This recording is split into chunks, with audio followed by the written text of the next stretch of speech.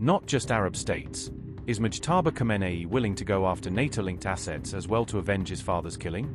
Iran launched a missile toward the Incirlik airbase in Turkey, prompting NATO air defenses to react and sparking talk of panic. Is Mojtaba effectively challenging Trump by targeting a military base that stores US nuclear weapons? Sirens blared at NATO's Incirlik airbase just hours after Mojtaba's first hardline speech since appointment. Is Mojtaba giving final chance to Turkey and Arabs to distance themselves from the US and align with Iran? We must absolutely not fall for the game of the Zionist network of massacres that seeks to hit one bird with another's stone. Sirens were reportedly heard on the morning of March 13 at NATO's Incirlik airbase in southern Turkey, following reports that the facility had been targeted during the Iran war. A red alert was sounded at the base, which houses US nuclear weapons under NATO's nuclear sharing arrangements, according to regional and international reporting.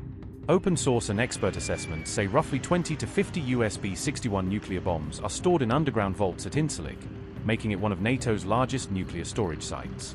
Iran allegedly fired at least one missile toward the base, which NATO air defense systems intercepted before impact, according to early accounts carried by Israeli and Turkish media.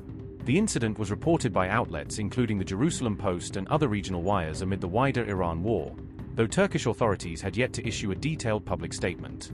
Incirlik is a key NATO facility near the city of Adana, where US troops are stationed and from which sorties and support missions for the Middle East theater are flown. Times of Israel, citing Ekonomim News, reported, and I quote, "Residents of Adana, which lies 10 kilometers, 6 miles, away from the base, were woken at around 3:25 a.m. local time by sirens, which sounded for around 5 minutes," unquote. Footage shared on social media appeared to show a missile streaking toward the vicinity of the base before an interception, though these clips have not all been independently verified.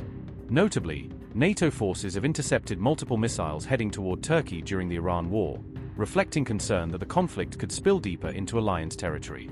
Earlier, Turkish President Recep Tayyip Erdogan called for an end to the Iran war before it engulfs the entire region in flames, warning that further escalation would harm both regional stability and the global economy. We can already see that if this meaningless, lawless, and unrestrained war continues, there will be further loss of life and property, and the cost to the global economy will grow even heavier.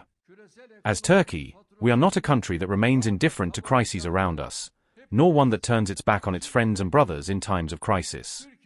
This war must be stopped before it escalates further and sets the entire region ablaze. If diplomacy is given a chance, this can certainly be achieved. We are patiently continuing our initiatives to return to the table, to negotiations, and to bring diplomacy back into play. Given the sensitivity of the process we are in, we are speaking very carefully and choosing our words with great care. We are acting with utmost caution in order to keep Turkey on its course and protect it from the fires surrounding it. We are also taking the necessary precautions against bloody scenarios that some seek to stage in our region, particularly sectarian conflict. Just as with the entire region, we have never looked, and do not look, at the brotherly people of Iran as this one is Shiite, this one is Sunni, this one is Turkish, this one is Kurdish. For us there are not Turks, Kurds, Arabs, Shiites, or Sunnis. There are only human beings. We must absolutely not fall for the game of the Zionist network of massacres that seeks to hit one bird with another's stone. We are not in pursuit of adventure, and certainly not in pursuit of tension. We stand for peace and stability prevailing in every corner of our region. Whoever they may be, we have no designs on the sovereignty of any country. But if anyone sets their sights on our lands and seeks adventure, we will not hesitate to say, "Bring it on."